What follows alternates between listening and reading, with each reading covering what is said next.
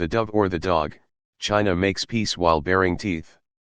Last Saturday, just hours after Xi Jinping sipped tea with Emmanuel Macron while calling for peace in Ukraine, fighter jets flew across the Taiwan Strait in a display of Chinese military might. Aimed at intimidating Taiwan, China's drills began the day after a state visit by the French president that marked a high point in Chinese diplomacy. Subscribe our YouTube channel and click our bell icon for new videos. President that marked a high point in Chinese diplomacy. The jarring juxtaposition was the latest example of the two faces China has presented to the world, a dovish international peacemaker, and an attack dog baring its teeth to defend what it sees as its territory. But can Beijing sustain this strategy? On the diplomatic front, China has wasted no time since emerging from COVID isolation. In the last few months, President Xi Jinping has met Russia's Vladimir Putin, hosted several world leaders including Brazil's president who arrived this week, sent a top envoy to court Europe, and presented a 12-point solution to the Ukraine war. Beijing also brokered a détente between Saudi Arabia and Iran in what is one of China's biggest diplomatic coups. That it pulled this off in the Middle East, where U.S. intervention has been mired in difficulties and failure, is especially significant. At the same time, Beijing has unveiled various proposals for global security and development, a clear sign it is wooing the global south as it did with the earlier Belt and Road Initiative where it poured billions into other countries. It has even appeared to tone down its confrontational wolf warrior rhetoric by rotating out controversial diplomat Zhao Jian, and promoting more even-tempered figures like Wang Yi and Qin Gang, though Mr. Xi has continued to encourage his envoys to display a fighting spirit. This diplomatic push positioning China as a key global power broker can trace its roots to the rejuvenation of the Chinese nation, a long-held nationalist concept that sees the Middle Kingdom reclaiming its central position in the world. More recently articulated by Mr. Xi as the Chinese dream when he first took power, it reflects the current leadership's confidence in their own path and approach in modernization, said Zhang Xian, an associate professor in politics and international relations at East China Normal University. But it is not just about spreading the gospel of the Chinese way, much of it is also aimed at securing global economic ties. Mr. Xi knows that you can't rejuvenate a Chinese nation without a good economy, said Neil Thomas, a fellow in Chinese politics at the Asia Society Policy Institute. China needs to keep growing while it acquires diplomatic influence. You can't do that if you alienate the West, you still need to maintain good economic relations. That requires diplomacy, and stepping back from more wolf warrior aspects. But the main reason for the recent flurry of diplomacy is that Beijing feels increasingly besieged. Suspicion in the West has resulted in stronger defense alliances like AUKUS and the Quad, and moves to restrict China's access to advanced technology.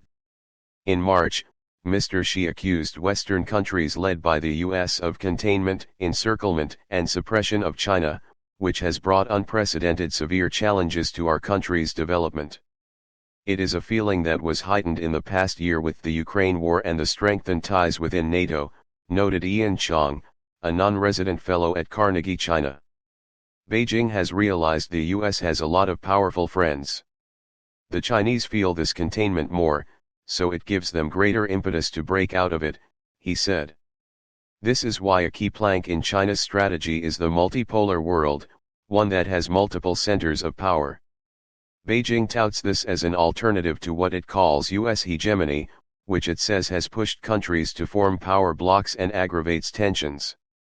This was evident during Mr. Macron's visit, when Mr. Xi encouraged Europe to think of itself as an independent pole while echoing Mr. Macron's rhetoric about strategic autonomy. While Beijing argues that a more balanced distribution of power would make the world safer, others see it as an attempt to lure countries away from America's orbit and shore up China's influence. China often highlights U.S. foreign policy failures in Iraq and Afghanistan while projecting itself as a country without blood on its hands, implying it is a better candidate to lead the world. A common line in Chinese rhetoric is that Communist China has never invaded another country nor engaged in proxy wars. But it annexed Tibet and went to war with Vietnam. It has been accused of territorial grabs in recent border clashes with India and in maritime disputes with several countries in the South China Sea. It also views self-ruled Taiwan as a breakaway province, and has vowed to claim it by using force if necessary. So is the charm offensive working? In the global south and other countries not closely aligned to China or the US, it would likely be welcomed.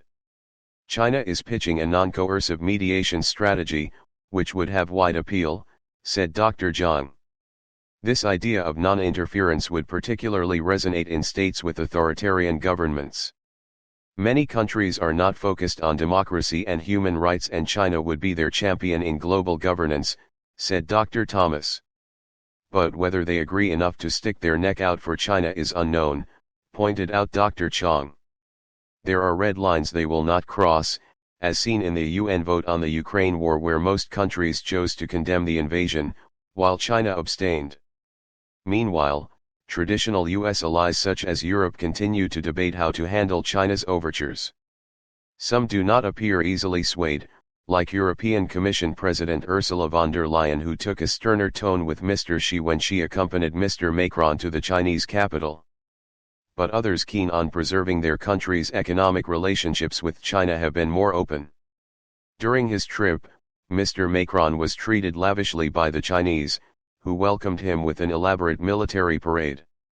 In an unusual step, Mr. Xi personally accompanied him to the southern city of Guangzhou, where he signaled they were bosom buddies. Mr. Macron later told reporters it would not be in Europe's interest to engage on Taiwan and get caught up in crises that are not ours. He has since defended his comments, saying that being a US ally does not mean becoming its vassal. This is proof, to some, that Mr. Xi's courtship has worked. Europe is becoming the central battleground of US-China relations and is a swing state where whoever it backs will come out on top, according to Dr. Thomas. But for now Mr. Macron is an outlier among Europe's leaders. His remarks sparked criticism, and Germany has sent its foreign minister to Beijing to reinforce the EU's harder stance on Taiwan.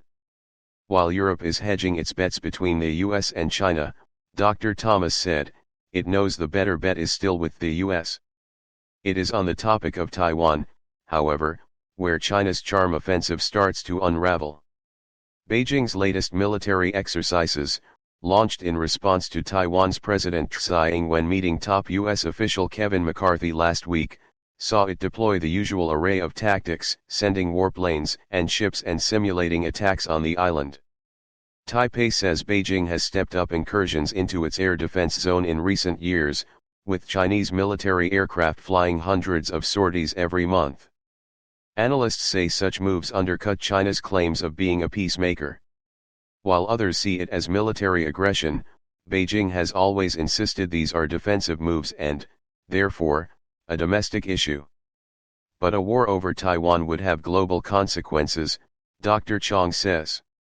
The island produces 60% of the world's semiconductors, and sits at the crossroads of some of the busiest shipping lanes and submarine telecommunications cables that connect Europe to Asia. China also cannot ignore the fact that if a conflict should break out, it would be blamed, at least partially, for destabilizing Asia. Most observers believe China does not intend to invade Taiwan anytime soon. But the worry is that escalating military action could lead to a dangerous miscalculation and war with America, given Washington is committed to aid Taiwan's defense should the island come under attack. Xi Jinping is trying to revive China's diplomatic presence while projecting strength on the Taiwan issue. It's going to be increasingly difficult to walk the line between those objectives, as more countries become more concerned about China's ability to attack Taiwan, Dr. Thomas. As Beijing mounts its campaign to win over the world, it will also find its actions under increasingly close scrutiny. Soon it may have to choose, to be the dove, or the dog. The island produces 60% of the world's semiconductors, and sits at the crossroads of some of the busiest shipping lanes and submarine telecommunications cables that connect Europe to Asia. China also cannot ignore the fact that if a conflict should break out, it would be blamed, at least partially, for destabilizing Asia. Most observers believe China does not intend to invade Taiwan anytime soon.